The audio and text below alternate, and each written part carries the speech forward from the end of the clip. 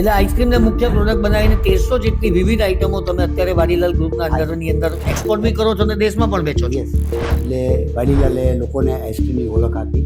ઓહ, એ જમાનામાં ice cream luxury ગણાતી હતી. એટલે 119 વર્ષ પહેલાની વાત કરો છો. Oh my God. તો એનો અર્થ એ થાય કે ત્યાંના ભારતીય મૂળના લોકો જ આ ખાય છે કે ત્યાં વિદેશી લોકો પણ આ ખાય છે? સંસ્થાના લગભગ 7,500 ડાયરેક્ટ મેમ્બર્સ છે અને લગભગ 2.5 લાખ ઇનડાયરેક્ટ મેમ્બર્સ છે, કે જે બધા રિજિયોનલ ચેમ્બર્સ હોય ને એસોસિએટ બધી એસોસિએશનો હોય, જીઆઈડીસી હોય, એ બધા અમારા મેમ્બર હોય. સાહેબ, તમે બીજી કોઈક ઇન્ડસ્ટ્રીની અંદર પણ ખરા, માત્ર આઈસ્ક્રીમ કે ફૂડ પ્રોડક્ટ સિવાય? એ તમારું નાનું ડિવિઝન 40 વર્ષથી ચાલી રહ્યું છે, ઇન્ડસ્ટ્રીયલ ગેસીસનું અને સ્પેશિયાલિટી ગેસીસનું ડિવિઝન છે, અને અમે એમાં હાઈ પ્યોર ગેસીસ બનાવીએ છીએ. નમસ્કાર દર્શક દોસ્તો, the southern Gujarat chamber of commerce and ઇન્ડસ્ટ્રીના વધુ એક પોડકાસ્ટમાં આપ સૌનું હાર્દિક સ્વાગત છે, અને સ્વાગત છે શ્રી રાજેશભાઈ ગાંધી સાહેબનું. રાજેશભાઈ, આપનું હાર્દિક સ્વાગત છે. Thank you very much. મિત્રો, રાજેશભાઈનો પરિચય આપું તો આપણે રોજ રાત્રે કદાચ મોટાભાગના લોકો અથવા તો મહિનામાં 1 કે 2 કે 3 વખત આઈસ્ક્રીમ ખાતા હોઈશું, એ બહુ સ્વાભાવિક ઘટનાક્રમ છે. પણ એમાં પણ વાડીલાલનું આઈસ્ક્રીમ ખાઈએ તો એક અલગ પ્રકારનો આનંદ થતો હોય છે, અને એમની જે વિશિષ્ટતાઓ છે તે પણ બધાને ખબર છે. એ વાડીલાલ આઈસ્ક્રીમના પ્રણેતા અને સ્થાપકોમાંના એક, અને વર્ષોથી જેમણે આ ઇન્ડસ્ટ્રીની અંદર બહુ મોટું નામ કમાયું છે. નિકાસના ક્ષેત્રની અંદર આઈસ્ક્રીમને અમેરિકા સુધી પહોંચાડનાર એવા વિરલ વ્યક્તિત્વ, જેઓ Gujarat chamber of commerce and ઇન્ડસ્ટ્રીના સિનિયર વાઇસ પ્રેસિડેન્ટ છે અને ખૂબ ઉમદા વ્યક્તિત્વ છે, તેની સાથે આજે આપણે વાત કરવા માટે જઈ રહ્યા છે. રાજેશભાઈ, આપનું હાર્દિક સ્વાગત છે. Thank you very much નિખિલભાઈ. Rajeshbhai, સૌથી પહેલા તો વાડીલાલની સફર, અને વાડીલાલની સફર એટલા માટે જણાવવી જરૂરી છે કે જ્યારે આપણે ખાઈએ છીએ ત્યારે ખાલી વાડીલાલ બ્રાન્ડને યાદ કરીએ, પણ એ બ્રાન્ડ પાછળની મહેનત, એની પાછળનો પુરુષાર્થ, એની પાછળનો પરિશ્રમ એ બહુ લાંબો હોય છે. ભલે વર્ષો જૂની પેઢી હોય, બાપ દાદાની પેઢીથી ચાલતું હોય, પણ બાપ દાદાએ કરેલી મહેનતનું ફળ અત્યારે તમને અને બાકીના મિત્રોને મળી રહ્યું છે. તો થોડીક સફર આપણે વાડીલાલની વાત કરીએ. 1907માં આનું ચાલુ થયું, અને શરૂઆતની જર્ની એ વખતે તો શું કહી શકાય કે આઈસ્ક્રીમ શું છે જ ખબર નહોતી લોકોને. એટલે વાડીલાલે લોકોને આઈસ્ક્રીમની ઓળખ આપી. ઓહ, એ જમાનામાં આઈસ્ક્રીમ લક્ઝરી ગણાતી હતી. એટલે 119 વર્ષ પહેલાની વાત કરો છો? 100. Oh my God. અને એ વખત જમાનામાં લોકોને આઈસ્ક્રીમ કેવી રીતે લઈ જવો, અમે શરૂઆતના પીરિયડમાં ઇટાલીથી થર્મોસ ઇમ્પોર્ટ કરતા હતા. લોકો એમના ઘરે કેવી રીતે લઈ જાય, તો થર્મોસ, ઇટાલિયન થર્મોસમાં એમના ઘરે ડિલિવરી થતી હતી. સંચાનો આઈસ્ક્રીમ બનતો હતો. ફેમિલી પોતે બી આઈસ્ક્રીમ બનાવવામાં, આઈસ્ક્રીમ વેચવામાં ફૂલ્લી ઇન્વોલ્વ હતું. એટલે દેટ વોઝ એ પીરિયડ. અને એટલે તમારા દાદાની વાત કરો છો? આ દાદાની, મારા પેરેન્ટ્સની, બધાની જ. વાહ. તે ઓલ દેર, મતલબ ધ બિગિનિંગ જે કોઈ પણ કરે તો નાના શોપથી કરે. એવી રીતે એક નાની શોપ અમારી 3 દરવાજામાં 1907ની આજે બી એ દુકાન શોપ ચાલુ છે અમદાવાદમાં? અમદાવાદમાં. ઓહ વાવ. મેજર ચેન્જ આવ્યો 1973માં, જ્યારે અમે ડેનમાર્કથી ડેનિશ મશીનરી ઇમ્પોર્ટ કરી. એ વખતે 72-73માં અમારા ફાધર અને અંકલે જીએસએફસીમાંથી 25 લાખની લોન લીધી, અને લોકો એવું કહેતા હતા કે આ તો બેંકરપ્ટ થવાના. કારણ કે આઈસ્ક્રીમ પર 25 લાખનો ખર્ચો કરવાનો એટલે લોકોની કલ્પના જ નહોતી. અને અમારા પેરેન્ટ્સ એમને એમ લાગ્યું કે નહીં, આપણે આ ઇન્ડસ્ટ્રીમાં આપણે કંઈક નવું વધારાનું કરીએ અને ઇમ્પોર્ટેડ મશીન લાવીએ અને એની ક્વોલિટી સારી બનાવીએ. શું ઇન્ટરેસ્ટ. અને એ રીતે એમને 73માં ચાલુ કર્યું, ને પહેલા જ વર્ષે ફેક્ટરી ફ્લડમાં વોશ આઉટ થઈ ગઈ. વાહ. એટલે it was A big setback for the family. પણ છતાં બી બધા મહેનત કરીને આગળ વધતા ગયા. અને પહેલાં 4 દુકાનો અમારી અમદાવાદમાં હતી, અને ધીરે ધીરે પછી અમે લોકો 79માં હું ને મારા બ્રધર જોઈન થયા, અને અમે લોકો પછી અમદાવાદથી માંડીને બહાર આજુબાજુના નજીકના શહેરોમાં, પેલા ખેડા, નડિયાદ, બરોડા, એવી રીતે એક્સપાન્ડ ધીરે ધીરે કરતા ગયા. એ વખતના જમાનામાં આઈસ્ક્રીમ 2 કલાકથી વધારે ટ્રાન્સપોર્ટ કરવો એ બી એક બહુ ભારે પરિશ્રમ હતો. ઓહ. કારણ કે આઈસ્ક્રીમ એટલો બધો સેન્સિટિવ છે કે જો 10 મિનિટ બી બહાર પડ્યો રહે તો એનું ટેક્સચર બદલાઈ જાય છે. જી. એટલે એનું પછી એને રીફ્રીઝ કરો તો એનું ટેક્સચર આખું બદલાઈ જાય, એનો ટેસ્ટ બદલાઈ જાય છે. તો એ જમાનામાં transportation was A big challenge. અને પહેલા વર્ષે અમે, અને એ જમાનામાં ઇન્ડિયન ગવર્મેન્ટમાં આપણે આઈસ્ક્રીમ અને ઠંડુ કંઈ પણ હોય તો લક્ઝરી ગણાતું હતું. એટલે કોઈ પણ ઇમ્પોર્ટેડ વસ્તુ હોય તો કે 300% ડ્યુટી ભરવાની. એટલે તમારે તો ઇમ્પોર્ટનો તો જાણે આમ કલ્પના જ કરી ના શકાય. ને કંઈ પણ એવી ક્રિટિકલ મશીનરી લાવો એમ વિચારવાનું કે ભાઈ 300% ડ્યુટી ભરવાની, એટલે 400 ટોટલ વેલ્યુના 400% થયા, એટલે વાયબલ ના થાય. અને એ જમાનામાં આઈસ્ક્રીમ સ્મોલ સ્કેલમાં હતી, એટલે તમે જે પણ એ વખતે લિમિટ હતી એનાથી ઉપર ઇન્વેસ્ટમેન્ટ ના કરી શકો. એટલે બધા જાતના બધા રિસ્ટ્રિક્શન્સ બહુ હતા. પણ ધીરે ધીરે પછી અમે લોકોએ એક્સપાન્ડ કરતા ગયા, અને પહેલી અમે પોતે જ રેફ્રિજરેટર ટ્રક બનાવી. એ અમને પૂરી કરતા 3 વર્ષ થયા હતા એ જમાનામાં. એટલે ટ્રક ઉભેલી હતી, એની ઉપર દરરોજ કંઈનું કંઈ કામ થયા કરે. લોકોને એટલું નોલેજ નહીં, કન્સલ્ટન્ટ બી આવે, એ બી અમારા ખર્ચે શીખે. અને પણ અને એ જે ગાડી બની એ દરેક ટ્રીપમાં જઈને આવે એટલે ગાડી બંધ પડી જાય, કારણ કે એના પાઇપિંગ, રેફ્રિજરેટરનું પાઇપિંગ હોય તૂટી જતું હોય. એટલે એ બધા જાતના બધા અનુભવો આગળ વધતા ગયા, શીખતા ગયા, સુધારતા ગયા. અને ધીરે ધીરે પછી અને એ જમાનામાં ક્વોલિટી વોલ્સ ને હિન્દુસ્તાન યુનિલિવરે લીધું. અને that was A major shock for us કે ભાઈ આ લોકોએ બી અમને એવું એક જાતની ધમકી જેવું આપ્યું કે ભાઈ તમે નહીં વેચી દો તો અમે we are the muscle man, અને અમે એટલા બધા પૈસા આમાં નાખશું કે તમે વાઇપ ઓફ થઈ જશો. અને પણ છતાં બી ફેમિલીએ નક્કી કર્યું કે ભાઈ અમારે તો પૈસા લઈને ગોલ્ફ રમવું નથી, અને અમારે પૈસા લીધા વગર ધંધો અમારાથી જે થાય અમારે કરવો છે, અને અમારે વધારવો છે. અને એ નિશ્ચય ટૂંકમાં સરને નહીં થયા તે વખત. હા, સરેન્ડર. જી. અને એ પછી શું કરવું કે જેથી આપણે સરેન્ડર ના આપવું. કરેક્ટ. એટલે પછી અમે એવું નક્કી કર્યું કે ભાઈ આપણે જો રિજિયનલ બ્રાન્ડ રહીશું તો આપણે સર્વાઈવ આપણે નહીં થઈ શકીએ, અને આપણને પ્રાઇઝમાં કોર્નર કરી દેશે આ લોકો, કે ભાઈ નાના એરિયામાં એ લોકો નીચા ભાવ રાખે અને બાકીના એરિયામાં એ લોકો કમાઈ શકે. આ બધું એમ વિચાર્યું તો કીધું કે ભાઈ તો આપણે પહેલાં જ આને એક્સપાન્ડ કરવા માંગો. અને that was hour major change in our life. કે ભાઈ આપણે આને પહેલાં બને તો નેશનલ કંપની, નેશનલ બ્રાન્ડ બનાવ્યો. એટલે એવું અમારા ટાર્ગેટથી પછી અમે આગળ વધ્યા. બોમ્બેમાં પ્લાન્ટ નાખ્યો, અમે બોઈસરમાં, બરેલીમાં નાખ્યો પ્લાન્ટ, અને ધીરે ધીરે અમારું મેટ્રો પધારતા ગયા અને નેશનલ બ્રાન્ડ બની ગઈ. તો હાવ પછી ઇન્ટરનેશનલી કેવી રીતે ગયા? છેલ્લા લગભગ 25 વર્ષથી અમે પ્રોસેસ ફૂડમાં દાખલ થયા કે ભાઈ આઈસ્ક્રીમ જોડે કનેક્ટેડ બીજું શું, તો કે પ્રોસેસ ફૂડ. એમાં પ્રોસેસ ફૂડમાં બી ફ્રોઝન લાઈન લીધી. તો પહેલાં અમે fruits and vegetable frozen, we were the first to export to different countries. તો પહેલું ફ્રોઝન કન્ટેનર અહીંયાથી અમે મોકલ્યું, અમેરિકા મોકલ્યું, અને અમે જોયું કે ત્યાં આગળ સારું રિસેપ્શન થાય છે અને એની ડિમાન્ડ નીકળે છે ઇન્ડિયન વેજીટેબલ્સની. અને એ પહેલાં કેનિંગમાં જતું હતું. તો અમારા જવાથી કેનિંગ ઇન્ડસ્ટ્રી મોરલેસ બંધ થઈ ગઈ. અને એ જે અમારો ફ્રોઝન જે વેજીટેબલનો અને રેડી ટુ ઇટનો અમારો જે અનુભવ હતો, એ ડિવિઝન બહુ નુકસાન કર્યું પણ અમને 20 વર્ષ સુધી.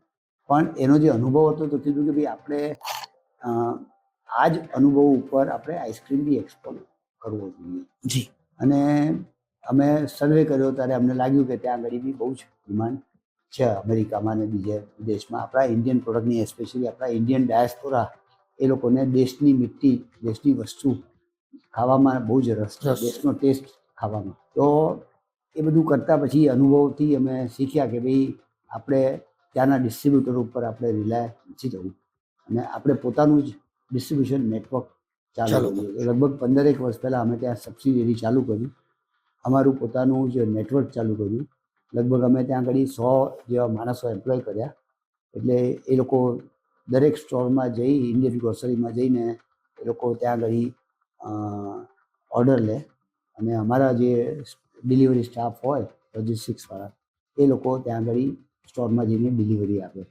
પહેલાં 1 ડેપોથી ચાલુ કર્યા, આજે લગભગ 7 ડેપો અમેરિકા, કેનેડા થઈને 7 ડેપો ત્યાં થઈ ગયા. તો દર્શક મિત્રો, આટલી સરસ મજાની જર્ની વાડીલાલ આઈસ્ક્રીમની રાજેશભાઈના શબ્દોથી આપણે સાંભળી. કોઈ એક વ્યક્તિ કાળા માથાનો માનવી ધારે તે શું કરી શકે તેનો બેનમૂન નમૂનો એટલે રાજેશભાઈ ગાંધી અને તેમનો સમગ્ર પરિવાર. અમેરિકાની અંદર તમે વાત કરી, એ ઉપરાંત કયા કયા દેશોની અંદર, બીજા કોઈ દેશોની અંદર તમે કરો છો? અને તમે જે ઇન્ડિયન ડાયસ્પોરાની વાત કરી, તો એનો અર્થ એ થાય કે ત્યાંના ભારતીય મૂળના લોકો જ આ ખાય છે કે ત્યાં વિદેશી લોકો પણ આ ખાય છે? એટલે ત્યાં આગળ અમારો ઓરિજિનલ ફોકસ ભારતીય મૂળના લોકોનો જ હતો.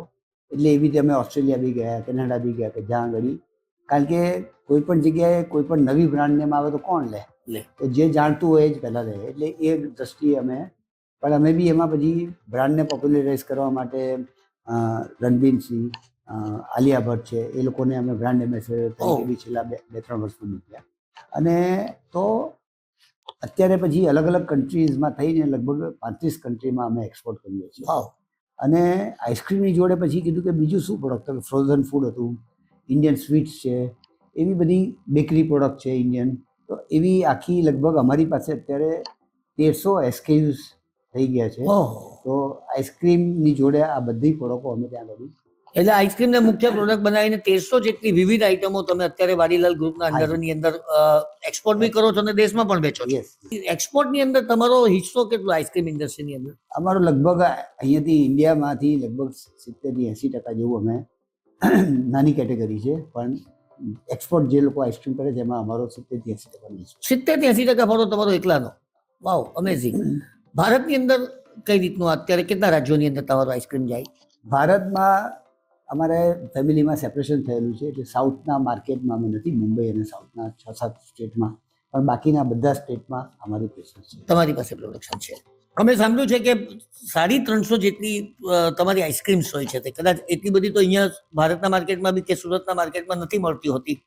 તો આટલી બધીનું એનું થોડુંક સંશોધન સમજાવો કે R&D કેવી રીતે કરતા હો છો, ટેસ્ટ કેવી રીતે તમે ડેવલપ કરતા હો છો, લોકોની પાસે તમે કેવી રીતે ટેસ્ટ ડેવલપ કરીને એના સુધી પહોંચે એનો પ્રયત્ન કરતા હોય છે, આ ગિમિક્સ કેવી રીતે? અત્યાર સુધી આમાં વધારે ફેમિલી ઇન્વોલ્વ હતું, પણ છેલ્લા 6-1 મહિનાથી ફેમિલી હવે ઇન્વોલ્વ ઓછું છે અને હવે અમારું પ્રોફેશનલ મેનેજમેન્ટ આવી ગયેલું છે. તો પહેલાં ફેમિલી ઇન્વોલ્વ હતું તો ફેમિલી પોતે ટેસ્ટિંગ કરે અને લાગે કે પ્રોડક્ટ બરાબર દેખાય છે, એટલે એનું ઇટરેશન વારંવાર થયા કરે કે ભાઈ હજી સુધારો કરો, આ કરો, કલર વધારો, ફ્લેવર વધારો, ઘટાડો, બધું આ ફ્લેવર બનાવો. Everything is done by professional manager. હા, હવે પ્રોફેશનલ ટીમ આવી ગઈ છે. એટલે સમયના બદલાવની સાથે એ બી તમે સ્વીકાર કર્યો.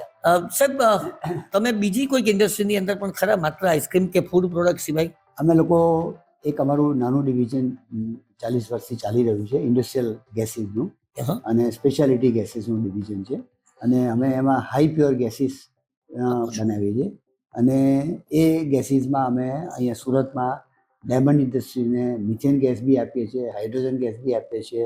એ લોકોની જે પણ ગેસ મિક્સરની સ્પેશિયાલિટી હોય તો અમને એ લોકો કહે કે અમને આવું મિક્સર જોઈએ છે, તો એની એકદમ એક્યુરેસી સાથે અમે એમને ગેસ મિક્સર બી આપીએ છીએ કે જેથી એમની કોન્ફિડેન્શિયલિટી બી જળવાય અને એમની જે પણ રેસીપી હોય કે પ્રોસેસ હોય એ પ્રમાણે અમે એમને એ ગેસ આપીએ છીએ. એવા રીતે અમે આ ગેસ ઇન્ડસ્ટ્રીમાં સ્પેશિયલાઇઝેશન ડેવલપ કર્યું છે. એમાં અમે we are the only company in the country who produces a deuterium gas in the country. અને એવી રીતે 1% સ્પેશિયલ એક્યુરસીથી ગેસ મિક્સચર કરતા હોઈએ છીએ, which is a very speciality કે ઓટોમોબાઈલ કે લેબોરેટરી કે અધર એપ્લિકેશનમાં વપરાતું હોય છે. અને એ જ રીતે અમે સર્ટિફાઈડ રેફરન્સ મટીરિયલ જે અત્યાર સુધી ઇમ્પોર્ટ થતા હતા, તો એ હવે અમારી પાસે એનું સર્ટિફિકેટ છે, તો અમે સર્ટિફાઈડ રેફરન્સ મટીરિયલ બી ઇન્ડસ્ટ્રીયલ ગેસમાં આપી શકીએ. રાઈટ. આપ ઇન્ડસ્ટ્રીયાલિસ્ટો સાથે સાથે ટ્રેડ અને ઇન્ડસ્ટ્રીને માટે ચિંતા કરતી એવી ગુજરાત ચેમ્બરના સિનિયર વાઇસ પ્રેસિડેન્ટ પણ છો. તો ગુજરાત ચેમ્બરની પ્રવૃત્તિ વિશે અને તમારા રોલ વિશે થોડીક વાત કરીએ.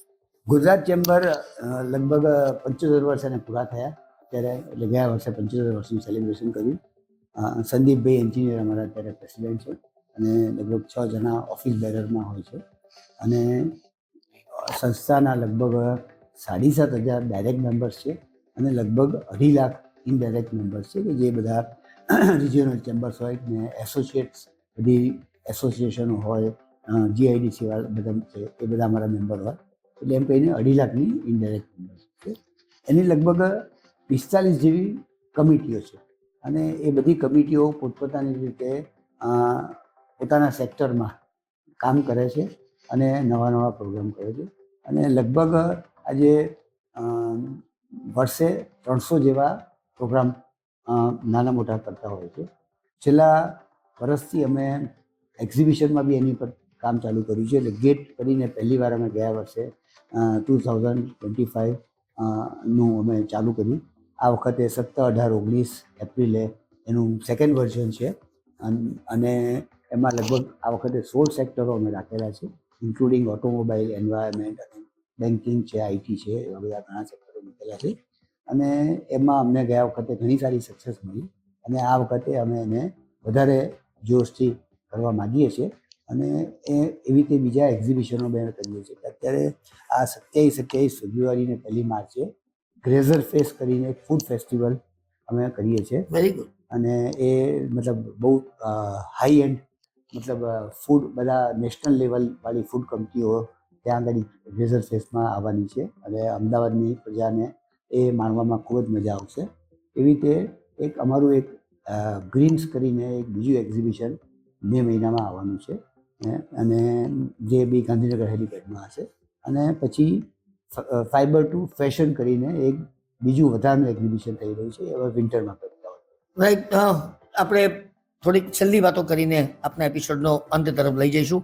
ધંધાની અંદર સફળતા મેળવવા માટે ચોક્કસ કારણો, પરિબળો કારણભૂત હોય છે. કયા કયા કારણો હોઈ શકે? પહેલી વસ્તુ અમારા ફૂડ ઇન્ડસ્ટ્રીમાં નીતિ તમારી સારી છે. નીતિ, હા, પોલિસી અને એથિક્સ. સારી પ્રોડક્ટ આપવી, સારી ક્વોલિટી આપવી. એટલે દૂધથી માંડીને ડ્રાયફ્રૂટથી માંડીને સારામાં સારી ક્વોલિટીના લેવા અને લગભગ દૂધ અમે જે ખરીદીએ છીએ ફાર્મર્સ જોડેથી, લગભગ એમાં 23 જાતના અલગ અલગ ટેસ્ટ કરીએ છીએ અને કોઈ પણ જાતનું એડલ્ટ્રેશન હોય એ નહીં ચલાવવાનું, એ ફાર્મર્સ અથવા સપ્લાયર્સને બ્લેકલિસ્ટ કરી દેવાનું. સો આ ફંડામેન્ટલ કે ભાઈ સારું રો મટીરિયલ હશે તો સારી પ્રોડક્ટ બનશે. તો એ એક નીતિ અમારા માટે ફૂડ ઇન્ડસ્ટ્રી માટે બહુ જ મહત્ત્વની છે કે ભાઈ આપણે પોતે જ ફેમિલીવાળા જો આપણે જેમ હોય કે ભાઈ કોન્ફિડન્સ ના હોય તો પછી એ વસ્તુ ત્યાં ફેક્ટરીમાં આવી ના જોઈએ. એટલે એવા એક પહેલો ફંડામેન્ટ. અને બીજું કે dedication, commitment to the industry, એ અમારું મોટો સબ્જેક્ટ છે. અને બીજું કે લેટેસ્ટ ટેકનોલોજીના ઇક્વિપમેન્ટ રાખવાના, લેટેસ્ટ ટેકનોલોજીથી પ્રોડક્ટ બનાવવાની. એટલે જે પણ અમે પ્રોડક્ટ બનાવીએ એ ઇન્ટરનેશનલ સ્ટાન્ડર્ડ મુજબની જ હોય, ઇન્ટરનેશનલ સેફ્ટી સ્ટાન્ડર્ડ બી ધ્યાન રાખેલા હોય કે જેથી કોઈને પણ ફૂડના પ્રોબ્લેમ ના થાય. રાઈટ. સરકારી નીતિઓ અને એમાં થતા બદલાવો બિઝનેસને કેટલા અસર કરતા હોય છે? સરકારી નીતિ અમે તો જનરલી અત્યારે જે જોઈએ છે કે નોર્મલી ફૂડ ઇન્ડસ્ટ્રીમાં અમને સરકારી નીતિના બહુ પ્રશ્નો આવતા નથી અથવા સરકાર જોડે અમારે માગણીઓ કરવાની બી આવતી નથી. અને આમ એક જોવા જઈએ તો આપણે જે છેલ્લે જીએસટીનો બેનિફિટ ગવર્મેન્ટે આપણા માન્ય વડાપ્રધાન શ્રી નરેન્દ્રભાઈએ જે આપ્યો જનતાને, એ એક બહુ મોટો ઉપહાર છે. કારણ કે જે આઈસ્ક્રીમવાળા 18% જીએસટી ભરતા હતા એ હવે 5% ભરતા થઈ ગયા. તો એનો જે બેનિફિટ કન્ઝ્યુમરને મળ્યો એના લીધે ઇન્ડસ્ટ્રીનો ગ્રોથ આવશે. એટલે આ એક જાતની સરકારની નીતિ કે ભાઈ ફૂડ પ્રોડક્ટ અથવા તો ટોયલેટરીઝને એવા જે સ્પેશિયલ પ્રોડક્ટમાં એમણે જે ડ્યુટી ઘટાડી તો એના લીધે લોકોને લાભ થશે અને લોકોનું વોલ્યુમ વધશે, કન્ઝમ્પશન વધશે અને ઇન્ડસ્ટ્રીને બી લાભ થશે. Sir, what is your vision for future? Vadilal ગ્રુપને તમે 2047, આપણે વિકસિત ભારતની વાત કરીએ, તમે 2047માં તમારી કંપનીને ક્યાં જોવા માંગો છો? અમે લોકો અમારું ફોકસ એવું છે કે આપણે we could be a international multinational company into the food arena. એટલે આઈસ્ક્રીમ તો છે જ, પણ આઈસ્ક્રીમની સાથે સાથે ફૂડ પ્રોડક્ટ બી અમારે એમાં બનાવીને વેચવી અને એમાં મલ્ટિપલ પ્લાન્ટ ઊભા કરવા અને મલ્ટિપલ કન્ટ્રીઝમાં કામ કરવું એક લોંગ ટર્મ અમારું વિઝન છે. How do you handle stress and maintain work life balance? કારણ કે સ્ટ્રેસની અંદર ખોટા નિર્ણયો લેવાની પૂરેપૂરી શક્યતાઓ છે અને ફેમિલી, આ બાજુ જીસીસીઆઈ સંભાળવાનું અને ધંધો, પરિવારને પણ સમય આપવો પડે. How it is possible? એટલે ફર્સ્ટ ઓફ ઓલ હું સવારના મારા 2 કલાક મારા પોતાના બોડી ઉપર ધ્યાન આપું છું. એટલે that gives me balance, that gives me healthy. એટલે જેમાં ફિઝિકલ એક્સરસાઇઝ અલગ અલગ ટાઈપની હોય અને that charges for me for the whole day. જી એટલે that is my first thing. અને બીજું સેકન્ડ છે કે ખાવાના પર મારો પૂરો કંટ્રોલ રાખવો, which is the second most important. તમે આઈસ્ક્રીમ નહીં ખાતા? આઈસ્ક્રીમ ખાવાનો, the only sweet I eat is ice cream. Ice cream. No other sweet I normally eat. Otherwise the message will go wrong to the people. તમારા આદર્શ કોણ જીવનની અંદર?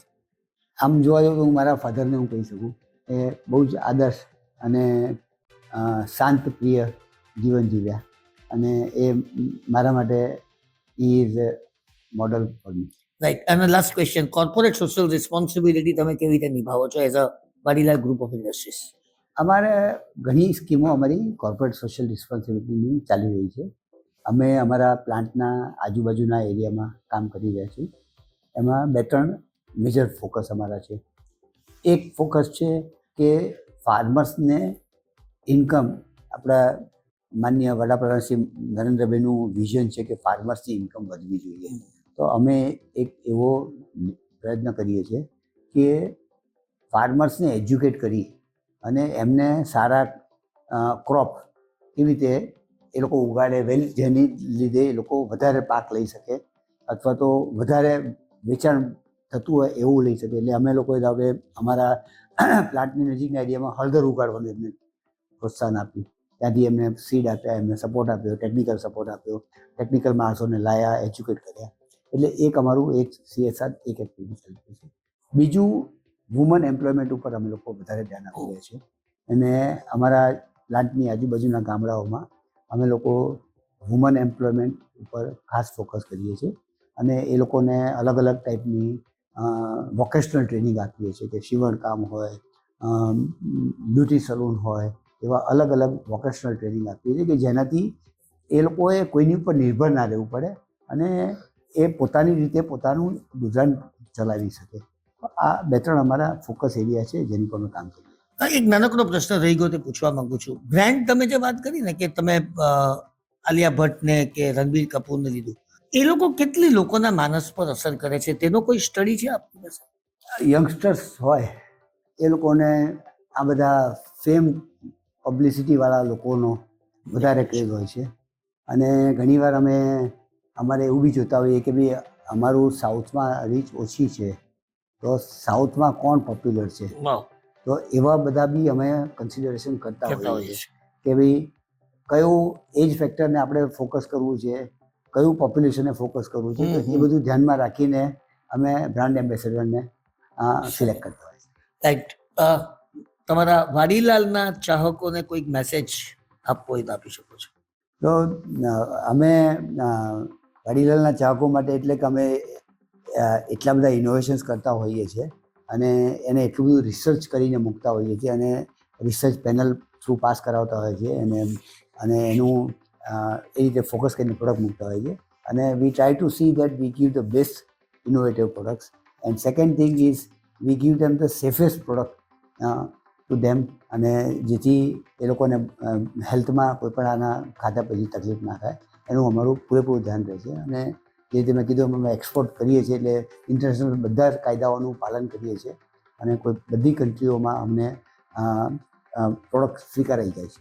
તો મિત્રો, કાયદાઓના પાલન માટે સક્ષમ અને સમર્થ એવા રાજેશભાઈ ગાંધીની સાથેની વાતનો અહીં અંત લાવીએ છીએ. રાજેશભાઈ, આપનો ખૂબ ખૂબ આભાર અને ખાસ કરીને the southern Gujarat chamber of commerce and ઇન્ડસ્ટ્રીના જે એક્ઝિબિશનના ઉદ્ઘાટનમાં આપ પધાર્યા સીટેક્સ મશીનને, એને માટે પણ આભાર માનીને આપની સાથેની વાત સમાપ્ત કરીએ છીએ.